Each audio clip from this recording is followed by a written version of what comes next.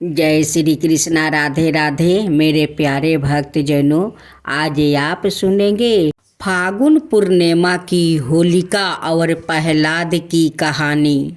होलिका पर्व की गाथा हिंदू धर्म के महत्वपूर्ण पर्वों में से एक है।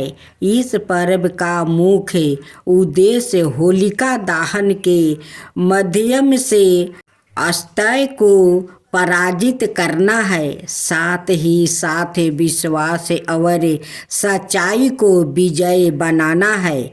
यह पर्व हिंदू धर्म के प्रमुख त्योहारों में से एक है, जो अब भारत समेत दूसरों देश में भी मनाया जाने लगा है। रंगों के इस पर्व की छठा पूरे भारत वर्ष में देखने को मिलती है, लेकिन होली पर्व से पहले एक और परंपरा हमारे हिंदू धर्म में निभाई जाती है। यह परंपरा है होलिका दहन की। होलिका दहन के बाद ही होली का पर्व मनाया जाता है। होलिका दहन के पीछे एक पौराणिक कथा विदित है। इस कथा के बाद ही होलिका दहन की परंपरा शुरू हो गई। होलिका दहन की पौराणिक कथा प्राचीन काल में प्रलय के समय भगवान विष्णु ने अपने परम भक्त प्रहलाद को बचाने के लिए नरसिंह अवतार धारण किया था। प्रहलाद के पिता हिरण्यकश्यप राक्षस कुल के थे, जो असुर कुल में एक बड़े राजा थे। हिरण्यकश्यप ने अपने शासन में हर किसी को विष्णु पूजा करने से प्रतिबंधित किया था। जो कोई विष्णु के पूजा करता उसे हिरण्यकश्यप दंड देता, लेकिन इसी अधर्मी असुर के घर पर जन्म बच्चा प्रहलाद विष्णु भक्त में कब नील हुआ, यह बात खुद हिरण्यकश्यप को भी पता ना चली। भक्त प्रहलाद को मारने के लिए व्याहु रचना। जब प्रहलाद को विष्णु भक्त में लीन हिरण्यकश्यप ने देखा तो उसे तुरंत पूजा छोड़ने को कहा, लेकिन विष्णु भक्त प्रहलाद ने अपने पिता की एक ना मानी। अपने ही पुत्र को विष्णु भक्त में लीन देख कर हिरण्यकश्यप का क्रोधित हुआ। हिरण्यकश्यप को लगा यदि ये बात दूसरे राज्य में फैलेगी तो लोग यही कहेंगे कि दूसरों को भक्ति मार्ग का रास्ता छोड़ाने के लिए प्रताड़ित करने वाला असुर राजा अपने पुत्र को ना संभाल सका। इसलिए हिरण्यकश्यप ने अपने पुत्र को मारने का संकल्प लिया। हिरण्यकश्यप ने अपने सैनिकों को पुत्र प्रहलाद को मारने का आदेश जारी किया। सैनिकों भी प्रहलाद को लेकर बियाबन पहुँचे और उसे हाथी के पैरों तले कुचलने के लिए फेंक दिया, लेकिन एक भी हाथी का पाँव प्रहलाद पर नहीं पड़ा। इसके बाद प्रहलाद को ऊंची चोटी से नीचे फेंका गया, फिर भी प्रहलाद का बाल पाका नहीं हुआ। सैनिकों ने थक हार कर प्रहलाद को गहरे समुद्र में फेंक दिया, लेकिन इस बार भी प्रहलाद के रक्षक भगवान विष्णु ने उसे बचा लिया। हर बार सैनिकों प्रयास करते और हर बार विष्णु किसी न किसी रूप में आकर प्रहलाद को बचा लेते। हिरण्यकश्यप की बहन होलिका भी उनके साथ थी। होलिका को एक वरदान प्राप्त था, जिसके अनुसार होलिका को अग्नि नहीं छू सकती थी। वो किसी भी समय अग्नि के आर पार जा सकती थी। अंत में हिरण्यकश्यप ने होलिका की मदद से प्रहलाद को अग्नि कुंड में जिंदा जलाने का फैसला किया। होलिका ने अपने वरदान के घमंड में चूर होकर प्रहलाद को गोद में बैठाया और लकड़ियों के बड़े ढेर पर बैठ गई। सैनिकों ने प्रहलाद और होलिका को लकड़ियों से ढाका और आग लगा दी, लेकिन भगवान की अद्भुत इच्छा शक्ति से होलिका का वरदान उस दिन काम नहीं आया, क्योंकि वरदान से किसी का अतिहित हो रहा था। इसलिए होलिका का काल उसी का वरदान बना। अग्नि में होलिका जलकर राख हो गई, लेकिन प्रहलाद को आँच नहीं आई।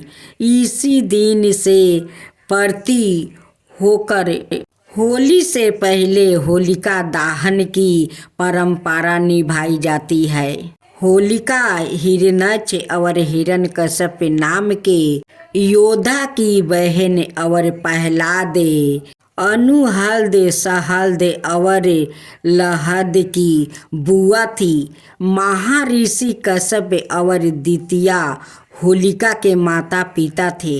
होलिका का जन्म जनपद कासगंज के सोरो शुक्रा क्षेत्र नाम का पवित्र स्थान पर हुआ था।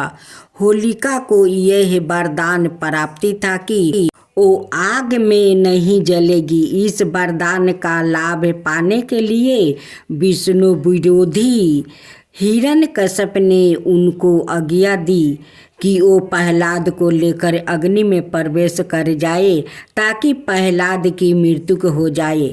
होलिका ने प्रहलाद को लेकर अग्नि में प्रवेश किया।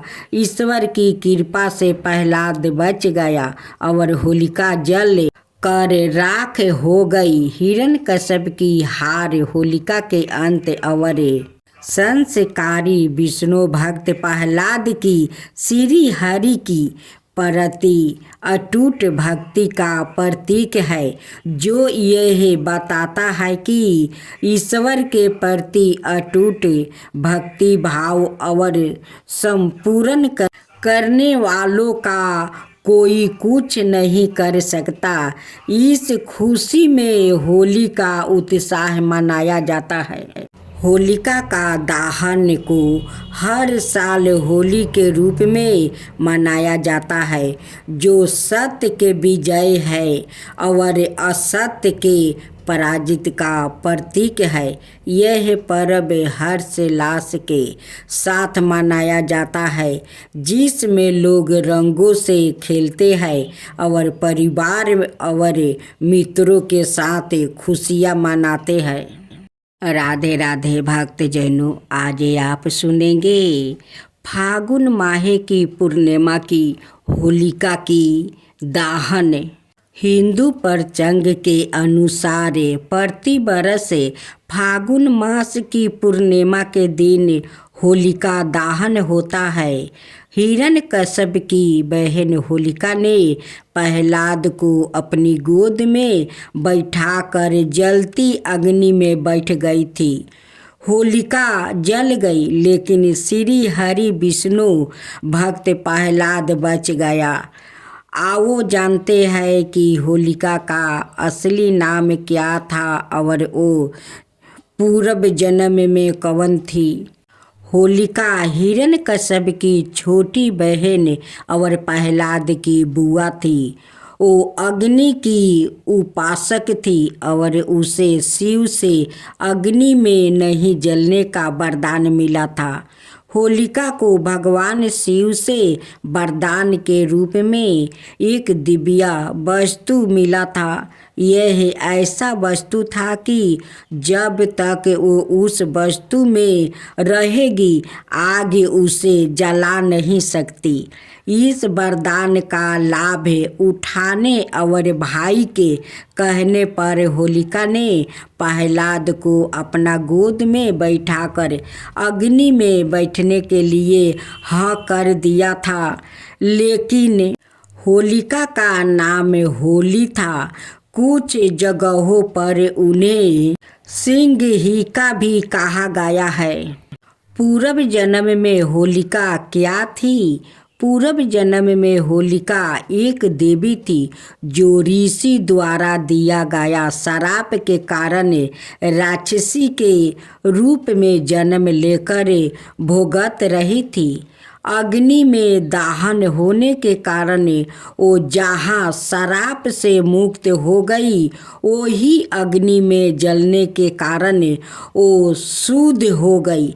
इसी कारण से होलिका को राक्षसी होने के बाद भी होलिका दहन वाले दिन देवी रूप में पूजा जाता है। अब सुने होली पर्व की पौराणिक कथा के अनुसार इस पर्व को मानने की शुरुआत हिरण्यकश्यप के जमाने से होना मानी जाती है। हिरण्यकश्यप के पुत्र प्रहलाद भगवान के अनन्य भक्त थे। उनकी इस भक्ति से पिता हिरण्यकश्यप नाखुश थे। इसी बात को लेकर उन्होंने अपने पुत्र को भगवान की भक्ति से हटाने के लिए कई प्रयास किया, लेकिन भक्त प्रहलाद प्रभु की भक्ति को नहीं छोड़ पाए। अंत में हिरण्यकश्यप ने अपने पुत्र को मारने के लिए योजना बनाई और अपनी बहन होलिका की गोद में प्रहलाद को बैठाकर अग्नि के हवाले कर दिया। लेकिन भगवान की ऐसी कृपा हुई कि होलिका जल कर भस्म हो गई और भक्त प्रहलाद आग से सुरक्षित बाहर निकल आया। तभी से होलिका पर्व को मनाने की प्रथा शुरू हुई। होली पर्व के साथ ही जुड़ी है होलिका की कहानी। यह यूँ कहे कि होलिका की वजह से ही रंग गुलाल के इस पर्व का नाम होली पड़ा, तो यह कहना गलत नहीं होगा।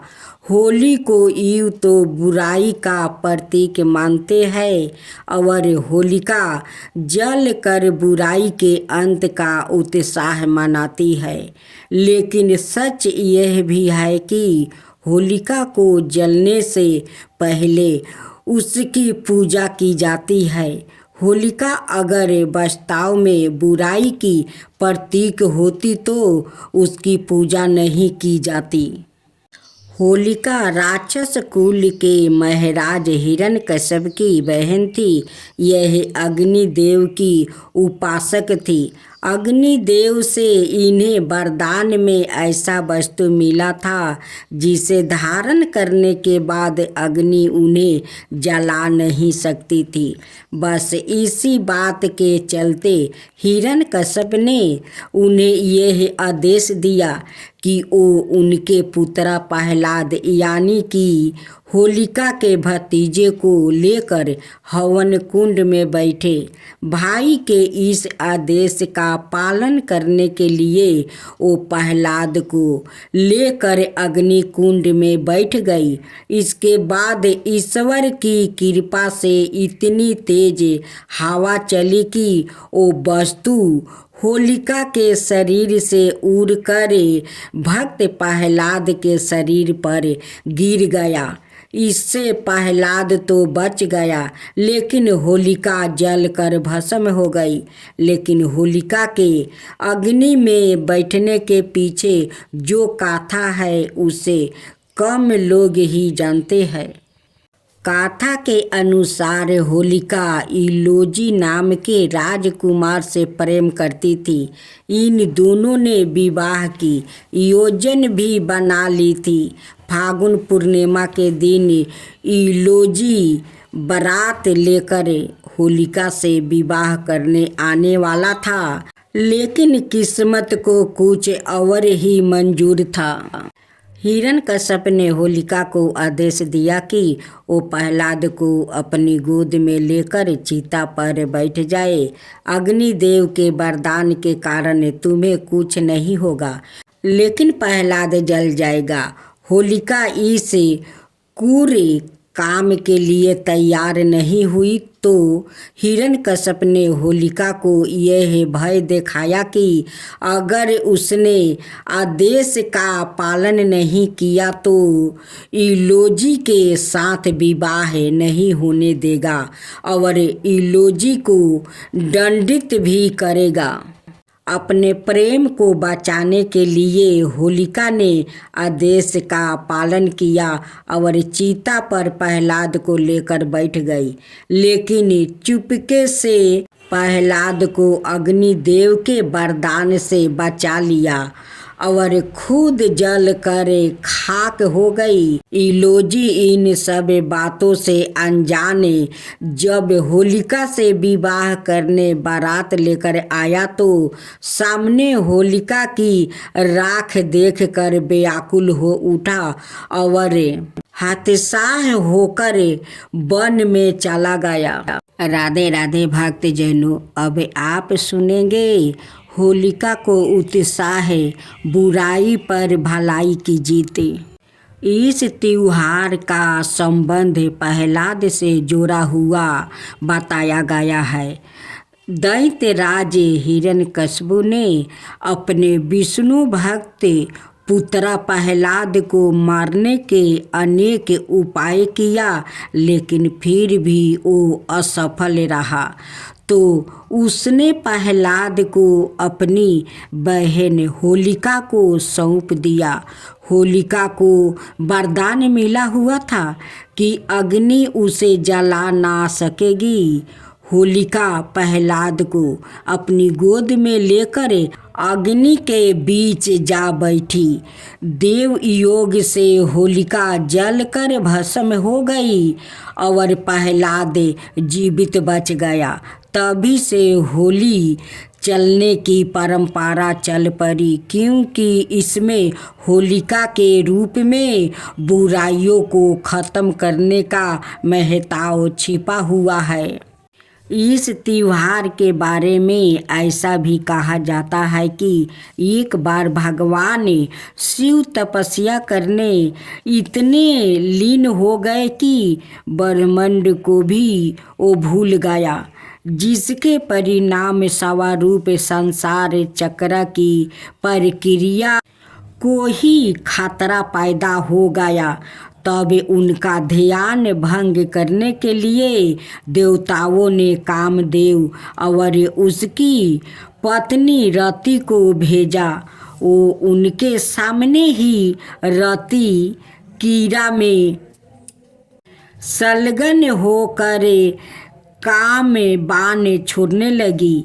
ऐसा करने से जैसे ही भगवान शिव का ध्यान भंग हुआ तो उनकी क्रोध अग्नि भड़क उठी। उसके परिणाम स्वरूप उनका तीसरा नेत्र खुल गया।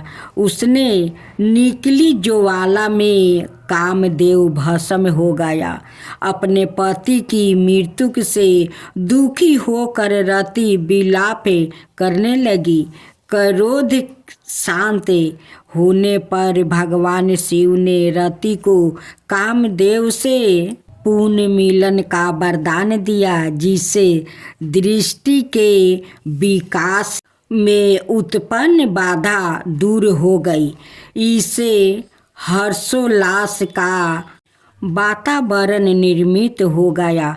तभी से प्रतीक के रूप में हर बरस लकड़ियाँ जलाकर होली का त्योहार मनाने की परंपरा चल पड़ा। दक्षिण भारत में आज भी होली का उत्साह मदन मोहोत्सव के नाम से विख्यात है।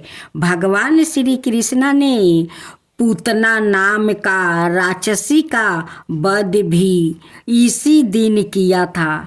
इसी खुशी में होली का त्योहार वृंदावन में मनाया जाता है। इसी पूर्णिमा को उन्होंने गोप और गोपियों के साथ रास लीला रचाई और दूसरे दिन रंग खेलने का उत्साह मनाया गया। ब्रज की होली आज भी प्रसिद्ध है। वैदिक काल में होली के पर्व को नवनिष्ठि ज्ञान कहा जाता है। खेत से अदपे अन्न को जग में हवन करके प्रसाद लेने का विधान समाज में था। उस अन्न को होला कहते हैं। इसी से होलिका उत्साह नाम पारा। होली एक सामाजिक रंगों का त्योहार है, आनंदोल्लास का पर्व है। इसके समान आनंद और प्रसन्नता देने वाला दूसरा कोई त्योहार नहीं है। इसे सभी नर नारी बड़े उत्साह से मनाते हैं। जाति भेद का कोई स्थान इस राष्ट्रीय त्योहार में नहीं होता। होलिका दहन से सारे अनिष्ट दूर हो जाते हैं। उसकी अग्नि से रोग के कीटाणुओं का नाश होता है और अग्नि की परिक्रमा करने से उच्च ताप के प्रभाव बस शरीर से चिपके जीवाणुओं को नष्ट करने में सहायता मिलती है। श्री पुराण में लिखा है कि फागुन पूर्णिमा के दिन जो लोग चित्त को एकग्रह करके हिंडोले में झूलते हुए श्री गोविंद पुरुषोत्तम के दर्शन करते हैं, वो निश्चय ही वैकुंठ लोक को जाते हैं। इस दिन उमर मंजीरी और चंदन को मिलाकर खाने का 12 महत्व बताया गया है। इसी दिन मुनि का जन्म भी हुआ था।